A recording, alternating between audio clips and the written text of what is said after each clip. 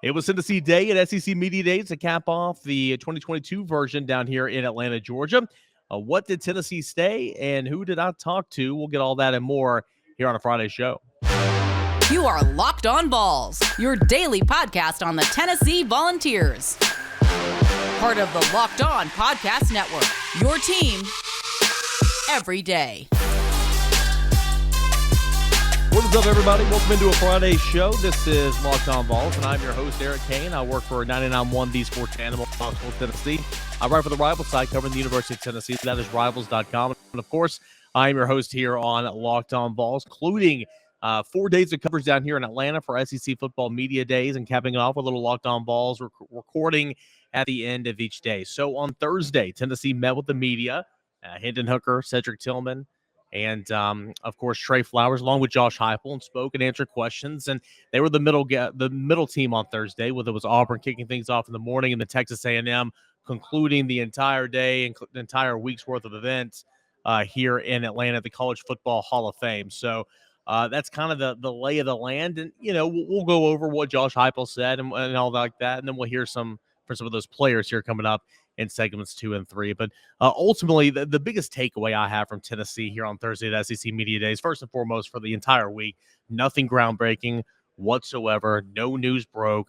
There was not a quote that generated so much buzz.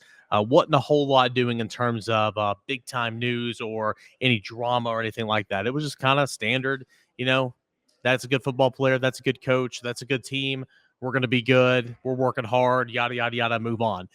So it's unfortunate in that regard that we didn't get a whole lot of drama or anything like that. But still, you know, it was a good week. It was noteworthy, and it was it's the official start of college football season. It really is. So you kind of get, and if you cover the entire event, I mean, it truly is a grind. So you kind of get that behind you, and you start moving on to fall camp for in Tennessee's case, that's going to be in about a week and a half right now. So. It's been a good week. It truly has been a good week. But the biggest takeaway overall for Tennessee on a Thursday was just the fact that it's night and day right now. It's night and day compared to when Josh Heupel and these players, were here the last time. Granted, it was a Hoover, Alabama last year, but it's night and day compared to where this team and the progress this team has made from one year to another. Josh Heupel said that they played first and foremost with 69 scholarship players, when he got here last year. And they're not at 85 right now, but they're certainly not at 69 anymore. So you're getting more players back into the program. Remember, this team got decimated by the transfer portal, after Jeremy Pruitt got fired. And so you look at just, in that regard, Josh Heupel said that every intersection of the offseason, when they go from one phase to another, you're seeing new leaderships emerging, and they are so much more further along than they were in the spring, than they were last spring, than they were last fall, and all that type of stuff. So, I mean, I think that's big and it's critical because you got to be comfortable in your own skin, right? You got to be comfortable in what you're doing, comfortable in the offense, comfortable with your coaching staff and all that. So, a big-time takeaway. And, of course, there's some other things. Every single coach was asked about name, image, and likeness. And, Josh Heupel is no different. He was asked name, image, and likeness and said, hey, NIL, it's a good thing for Tennessee. He was a former college quarterback who, played a national championship, a Heisman finalist. He could have certainly benefited off his name, his image, and his likeness when he was a college student athlete. So, I think that's why he thinks that's a good thing. One of the reasons why, at least. He went on to say on name, image, and likeness, certainly the most powerful thing that I had was my teammates and the logo that I was playing for. At the same time, though, I think I was kind of creating some value there, too. I would have liked to have had that opportunity to have an afforded to take part in name, image, and likeness. Would have liked to have worn my starting left tackle's jersey or worn his shirt. Yeah, that'd be interesting as well. He also said there's great opportunity in it. I think it's dramatically changed the way that young people come into your program, how thoughtful they are about every situation that they're involved in, how they're portrayed, and what's out there on social media and the decisions that they're making every step of the week. Absolutely, because you don't want to be entangled in name, image, and likeness deal and then have it fall through because, you got a DUI or stolen from a Publix or something like that. Your college football players here in recent memory. But, name, image, likeness looks like it's all thumbs up from Josh Heupel and Tennessee's players because, Hendon Hooker, Cedric Tillman, a lot of Tennessee's players are certainly benefiting from the likes of name, image, likeness, no doubt. You move on to Hendon Hooker and Cedric Tillman. I mean, yeah, Trevon Flowers is here, and he's a fine player, and he's a He's a 3-year starter essentially and all that. He's a good teammate, but it was the Hendon Hooker and Cedric Tillman show. It was all those guys. I mean, talk about one of the more exciting duos in the Southeastern Conference on display here at SEC Football Media Days. Hendon Hooker truly is in conversations to be the second best quarterback in the SEC. Cedric Tillman's in conversation to be the best wide receiver in the SEC right now. Keyshawn Boutte would come to mind. Of course, Bryce Young would likely be the number one quarterback in the SEC because he's the reigning Heisman Trophy winner. But Hendon Hooker's right up there with the rest, like we talked about so many other times. And there was a big media contingent whenever those two guys took to the stage, and they made their rounds throughout the radio room and the main room, and the breakout sessions and all that and more. So it was Tennessee a chance to be the third best team in the league, second best team in the East, and a chance to have the second best quarterback in the SEC. Certainly getting the love that's it's probably well deserved. I mentioned the depth issues that Tennessee's been dealing with, still dealing with on a number of it, or still dealing with to a degree, but certainly not anywhere where it was. Remember too, you have these COVID seniors that can hang around and finish out their season after 4 or 5 years, and that's going to go away here in 2 years. But nonetheless, Tennessee's in a better depth position. And then, Josh Heupel overall just looks more comfortable in his own skin. It truly, truly does. The offense, it is what it is. You can say it's gimmicky. You can say that Hendon Hooker is a system guy or whatever. But at the end of the day, it's gotten results anywhere he's been. It got results in year number 1 at Tennessee. Where does it go from here? A lot of those type of questions were asked to Josh Heupel. But we're going to play some audio and video, as the weeks go on, as we get closer to football season. But I had a chance to, a part of my great team over at The Sports Animal. We got tons and tons and tons of audio, and you can check all that out as well at 991 thesportsanimal.com. But had a chance to sit down and get a quick conversation with all three of Tennessee's representatives, Hendon Hooker, Trevon Flowers, and Cedric Tillman as well. And I'm going to play some of those here as we end our show. We'll get Hendon Hooker first here when we come back in segment number 2. But first, I want to tell you about BetOnline. BetOnline.net, the fastest, easiest way to check in on all your betting needs. Find all your favorite sports events, the number one source for all the odds, lines, and games. That is at BetOnline.net. Find the news and reviews of every single league, including Major League Baseball, NFL, NBA, NHL, combat sports, esports, and even golf. BetOnline.net continues to be top online resource for all your sports wagering information, from live in-game betting, scores, and podcasts. They've got you covered all the way around. Head on over to BetOnline.net and check out today, or use that mobile device. Learn about all the latest trends, all the action, all that and more. BetOnline.net, it is where the game starts. Welcome back here to a Friday show. SEC Media Days now in the rear view mirror, and a lot of content, a lot of good stuff from this past week, and a lot of good things that were said. Ultimately, Tennessee's leader, Tennessee's face of the franchise, if you will, the face of the offense, the face of the team, a guy who's becoming more and more a leader right before your very eyes. His name is Hendon Hooker, and he had quite the contingent around him the entire time in Atlanta, walking from one room to another, and, deservedly so, because he's one of the better guys in the Southeastern Conference, without a doubt. So we're going to hear from Hendon Hooker. I had a chance to catch up with him, some of the great things he's said, and here's my conversation with Hendon Hooker. Here with Tennessee quarterback Hendon Hooker here at SEC Media Days. Feels like night and day, this year, end of July, heading into the new season compared to last year. What's your mindset right now, and how's it different? Really just focused on finishing out the summer strong. Like I've been saying all day, really just trying to motivate my teammates, to really continue to stay on the path to greatness, and get in every day and get in extra work. Ask questions, understand why we're trying to do things, and encourage their brothers during the process. I know you're not the most vocal, but I heard from Cedric Tillman earlier today that you're more vocal than he is. Yeah. How would you describe your leadership style, and has that evolved any over the course of the last year?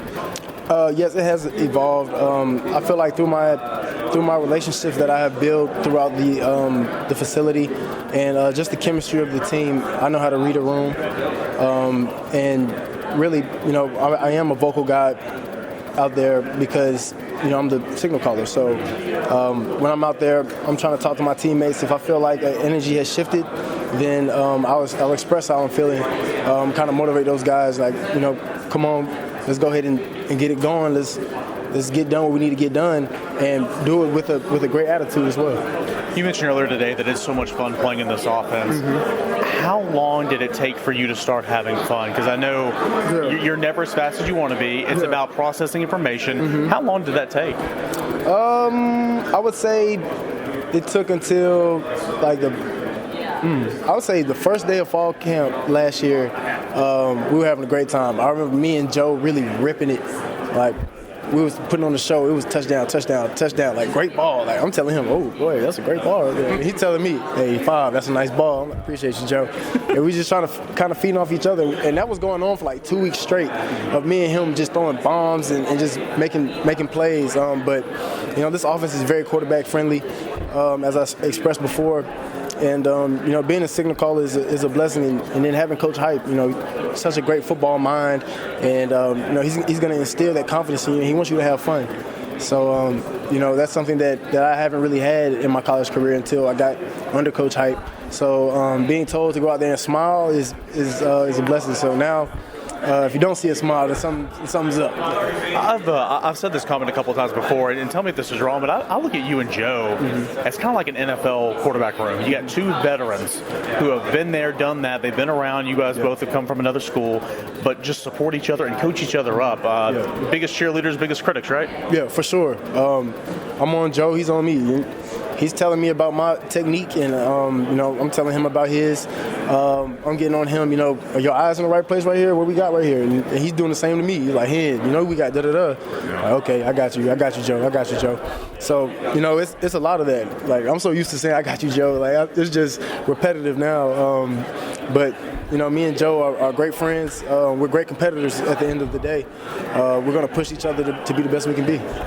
You got a solid, running game, returning a lot of guys, obviously, but you lose 2 wideouts. Yeah. How has that group, progressed over the summer, over the offseason, and trying to replace Peyton and, of course, Hyatt or Jones? Yeah.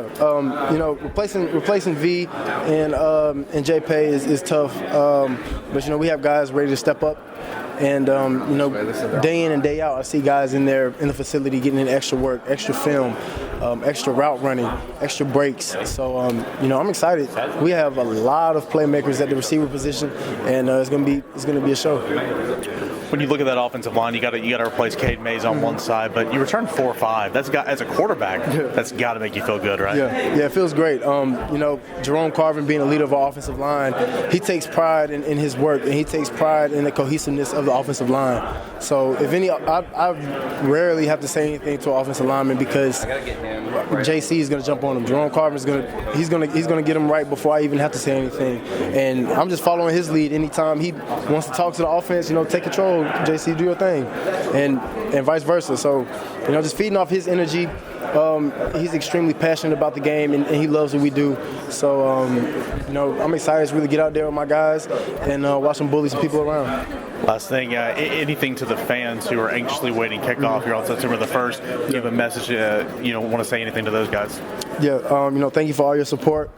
We know you express your feelings, whether we're doing good or bad. So, we're very grateful for the support and love, and we don't do nothing but put a show on for you. A lot of really good stuff there from Tennessee's quarterback. And, part of what I liked about that is, him chatting about, Joe Milton, how they support one another, how you have that support staff in there, his relationship with Cedric Tillman, the connection that goes far more than just on the field. It goes off the field as well and continues to move on and progress in that regard. And nonetheless, it just continues to see why, what Tennessee's getting in a guy like Cedric Tillman, like Hendon Hooker, who was brought over with Jeremy Pruitt's, was not Josh Heupel's pick to be quarterback, brought in Joe Milton.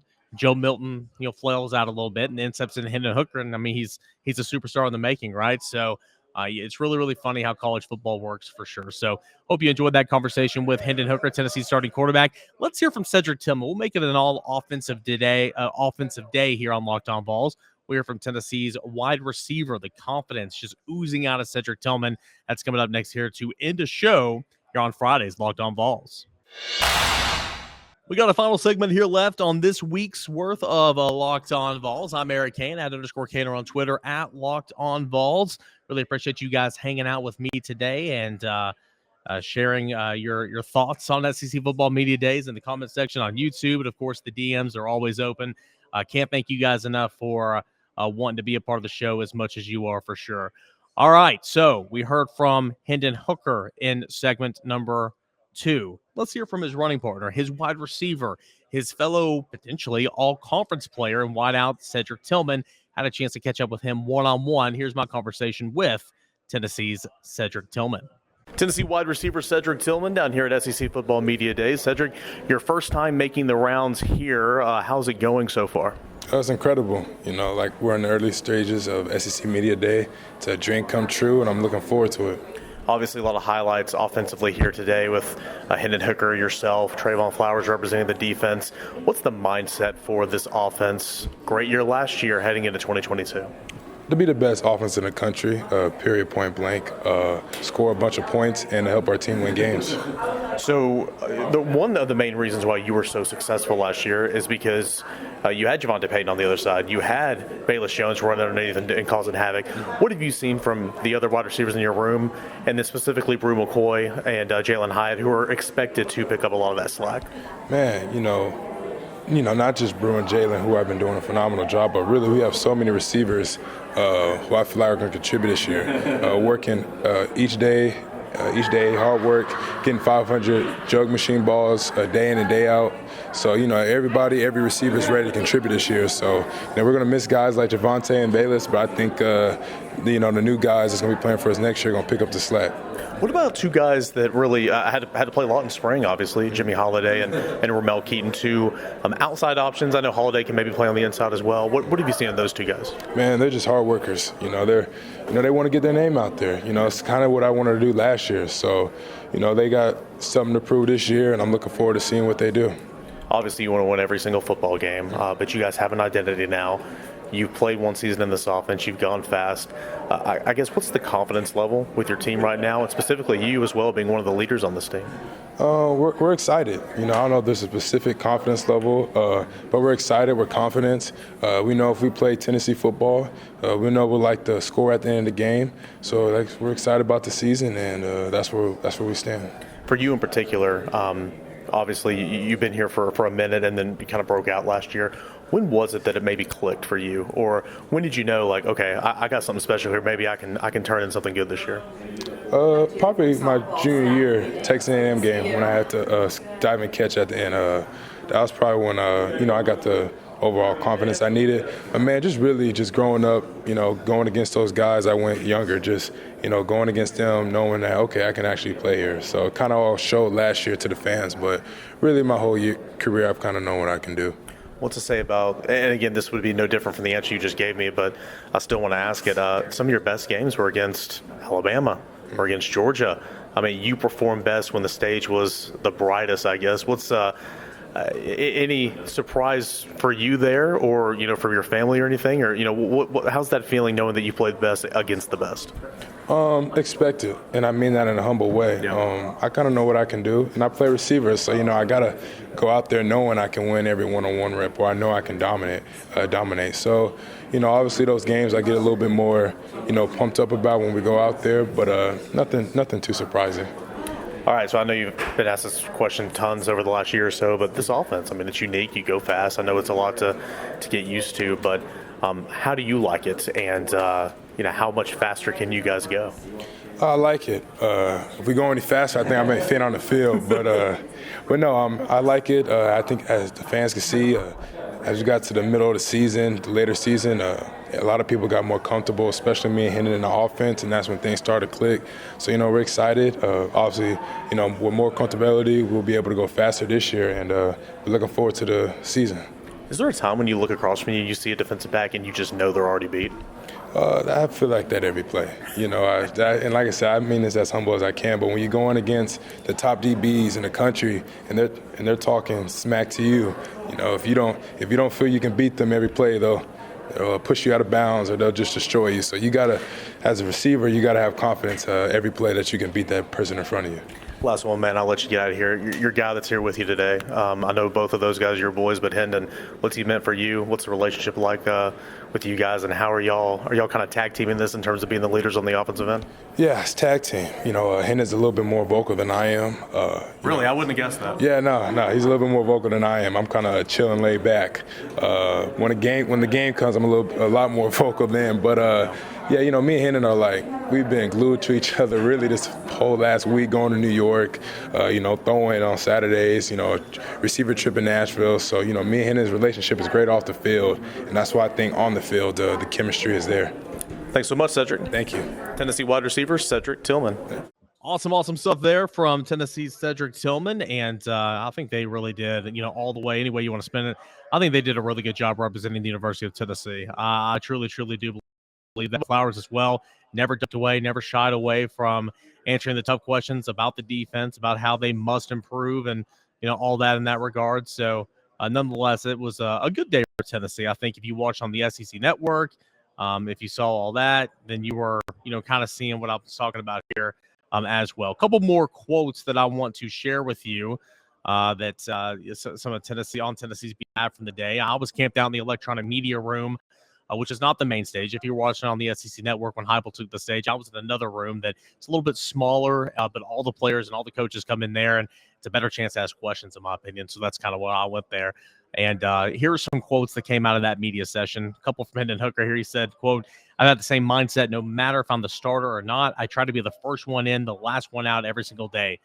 Quote on playing LSU, "I'm excited to go there and play and compete. They have some great guys. It should be an exciting game." I didn't mean to throw that in there. I'm sorry, but I just wrote that down there.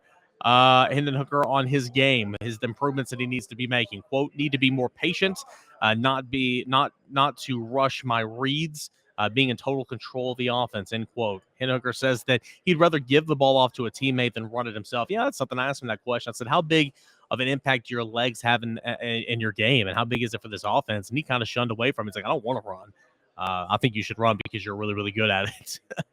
Hendon Hooker, a big fan of the black uniforms as well. And lastly, on this offense, quote, "It's fun to watch. It's fun to play in. It's fast. It's upbeat. It speeds up your thought process. A lot of repetition comes with that. Being a quarterback in this offense, it's cool because you have total control." Cedric Tillman, shortly thereafter, talking about working on the jug machine, says the receiver room had 3,000 catches per the jug machine last month. They're trying to up that to 10,000 catches off the jug machine this month. I don't know if I believe that. I'm not calling anybody a liar, but I don't know if I believe that whatsoever. Nonetheless, he's talking about how that some of these guys are stepping up. All the receivers are doing well. They are taking good strides. Proud of them. Other guys like Jalen Hyatt, Ramel Keaton, Brew McCoy have stepped up and taken on leadership roles. That's a big thing because Velus Jones, of course, is no longer here as well. And then a couple for Trevon Flowers, who we'll hear from Trevon Flowers on next week's show.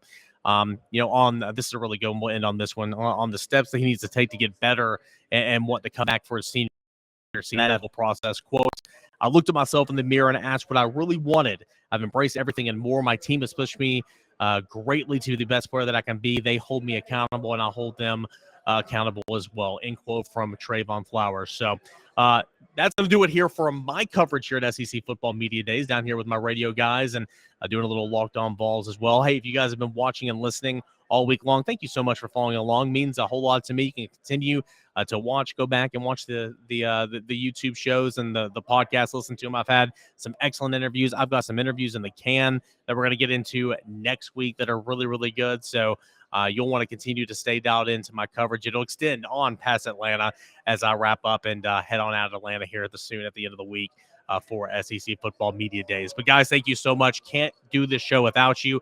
Please subscribe, follow us on YouTube, trying to get to 3,000 before football season starts. And then we're going to get to 5,000 before the end of football season, no doubt. This thing's going to explode, no doubt about that. But really, really do appreciate that. Throw me a like on Apple Podcasts. Throw me a like on YouTube. Please write a positive review, 5 stars on Apple Podcasts as well. Would help me out so much. Thank you so much for everything you do. Please enjoy the weekend. Stay safe. And we'll do it again on Monday, everybody.